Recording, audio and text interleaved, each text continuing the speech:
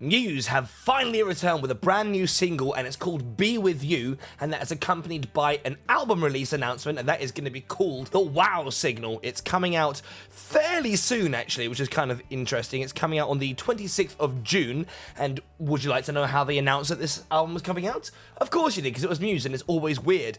They attached a tablet to a aircraft of some sort and sent it all the way up into space to announce this signal. In fact, they released a live stream that is a 57-minute long video, which is mostly just a countdown, and then at the very, very end, after clipping through it a little bit, you can see they actually released the live footage of this thing getting released off the floor. I can skip through to...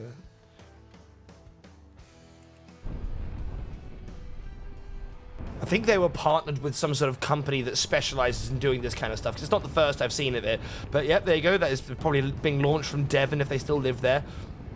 The wow signal flying up there, and it's kind of interesting. So I looked up what it was, because I'm not gonna lie, my initial take is the wow signal is kind of a little bit of a lame name for a title, especially if there's an exclamation mark in the middle. The wow signal. So I looked it up, and it's actually based on a real thing, which is actually kind of cool. From the 70s, there was like a telescope somewhere in America that was listening out for ultrasound space noises and stuff like that, and there was like a 72-second burst of radio that was supposedly very undescribable. I'm sure people who actually know what I'm talking about are wincing at my description right now, but I think a lot of people use it as a basis for like kind of like alien conspiracy theories, that kind of stuff, right? It's a legitimate thing. It's a mystery within that, which is kind of cool. So of course, Muse getting some weird sci-fi stuff in their veins is always going to make sense.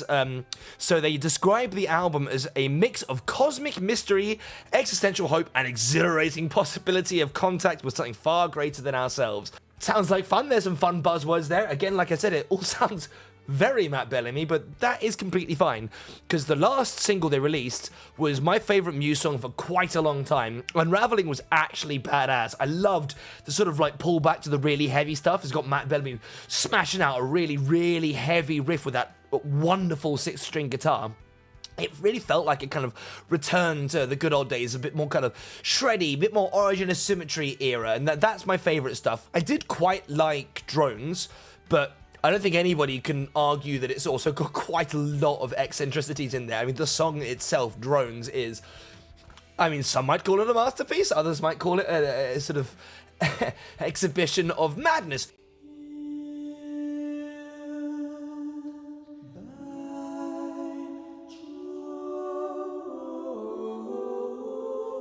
Either way, I guess I'm a big Muse fan. I've been going for a long time, so it's really nice to sort of like, when a band that you're not really been a huge fan of, their more recent, like most of the albums they've released in the last 10 years, I found a track or two I end up really liking, but not like as a complete work of art for a while now, so my hype levels are quite high if it, the Be With You is going to have anything to do with Unravelling, which, you know, hopefully it will do.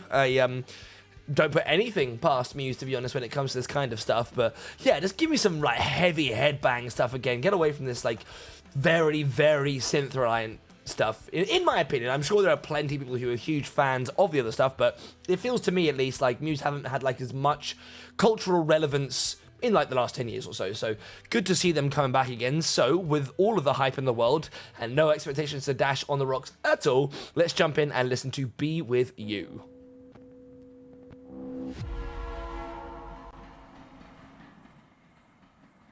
They're going to have like a really elaborate music video too. Hopefully.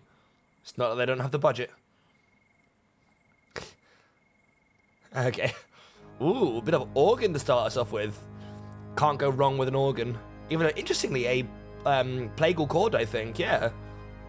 It seems my light's been swallowed up. Man.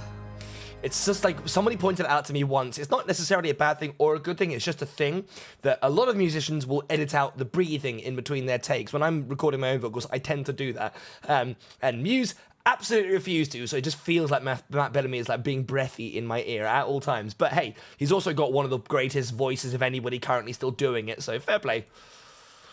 Very churchy feel. I've used up every ounce of love. That is also quite interesting because I'm sorry to pause it all the time, but I feel like a lot of the time when organ is applied to rock music, it's usually used with like minor chords, but this is a very plagal sort of like positive chord sequence that is like very much more reminiscent of like a proper church thing, not like anything kind of spoopy.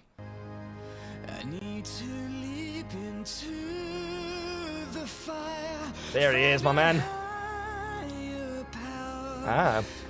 There you go. See, he talks about higher powers. The organ stuff is tying into his lyrics, because sometimes Muse lyrics are total and utter nonsense, and sometimes they're less nonsense. They're fun nonsense. There's that minor chord switch. It can't just be with man.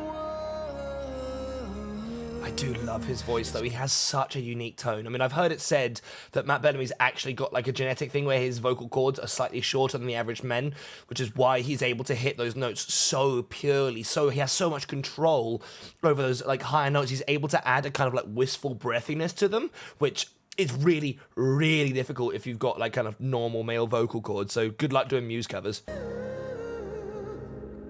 It's got to be okay. Ooh.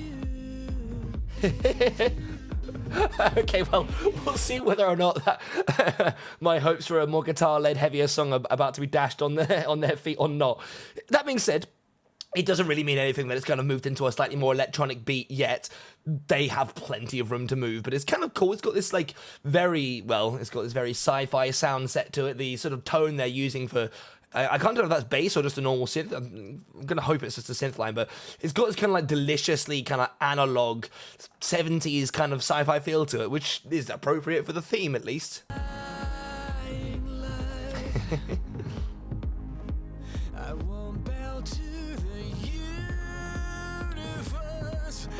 This reminds me of a lot of other Muse, in a good way for the most part. I'm definitely getting hints of Mercy, I'm getting hints of Undisclosed Desires. It's probably just me parroting off the ones that are a little bit more kind of like soft and high-pitched with the sort of synthy backgrounds, but it's kind of got this elating thing. I'm really hoping, I mean, I'm a big fan of the build-up, right? As long as there's a payoff, I'm fine with almost any level of build-up. So I'm really hoping it feels like it's prepping me for a big, heavy crash down, but I might be wrong. We'll have to see.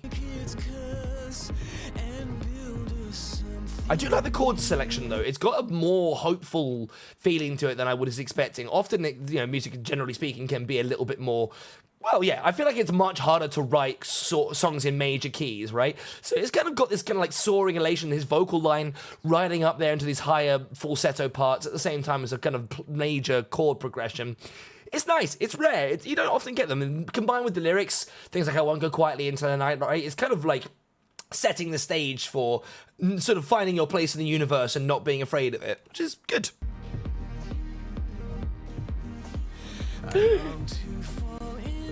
Oh, very nicely implemented. Oh, okay, that harmony was like a little bit tighter there. I think obviously on purpose. I don't know if there's an extra line in it or whether or not it was just mixed up a little bit, but that harmony was definitely a little bit more impactful there. At the exact same time, another synth line, a slightly cleaner one, a slightly higher pitched one, came in the back, a kind of like pulsing one. That was really nice. Like, I mean, again, it's a band that's been going around for as long as Muse has. They're obviously going to have tight production and tight songwriting, regardless of the like kind of creative thought behind it. It's always going to be executed well, and God, it really is. It's got to be with you. It's like almost like the breaths are part of the vocal performer. They are in this case. It's kind of interesting. That's like something that so many people just completely reject as a waste product. Matt Belamy definitely uses that as a way to kind of like project his enthusiasm almost. There it is. Okay. Yeah, real drum kit's kicking in. Ooh, that little bass kick in as well, that diddle-um. There's that little trill before it hits to follow the same note that the guitar is hammering at the same time. It's just, there's little details like that, man. Oh, the tones. Okay. Ooh. That little drop out again is excellent. We're so hyped for this big sort of wall of sound moment. Just a little half step where they cut it out just to add even more kind of like explosion of sound detail to that. It's lovely. It's definitely not as like rocky metally as Unravelling, but I still appreciate that there is some fat guitarage going on now to really thicken out what has been quite a sparse song otherwise. Halftime drums as well for the most part. I just had an intrusive thought. Just all the shots of Matt Bellamy in this room with the sunglasses on. Just imagine being a fly on the wall while that was being filmed, just being the cameraman, and Matt Bellamy's just spinning around in a red lit room going. And some camera's like, whoa, yeah, great shots. It's like, I mean, it does actually work out quite nicely, but occasionally you just have to think about how the pie is made, and it does make me chuckle. Ah, solo, nice, okay.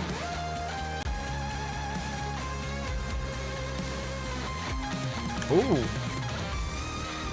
Oh, that was so nice. The bass did a really nice descending moment just as the guitar started to do that looping, like, finger tappy second. It's just, they're so in sync. Like, it's so pleasing to hear. Like, obviously, these guys, you know, Dom and Matt have been playing together for such a long time, but the way the bass and the guitar complement each other in Muse, it's just something special.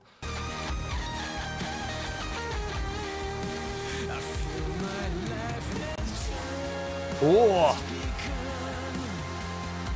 Yeah, again, harmony's just expanding every time he comes back to them with more synth lines. There's a really high synth line in there that I don't think was present beforehand, which is like reinforcing that harmony even more.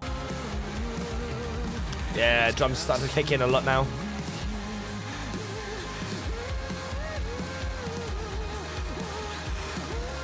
And it's really interesting hearing him do those vocalizations over something different. And this time, obviously, it's got a much thicker sound on it. And it kind of like, it's interesting how it goes from being as kind of like breathy in your ear, kind of like almost wistful feeling, and now it's like a kind of more impassioned, even though honestly the delivery isn't that different from the first time, it's just everything around it.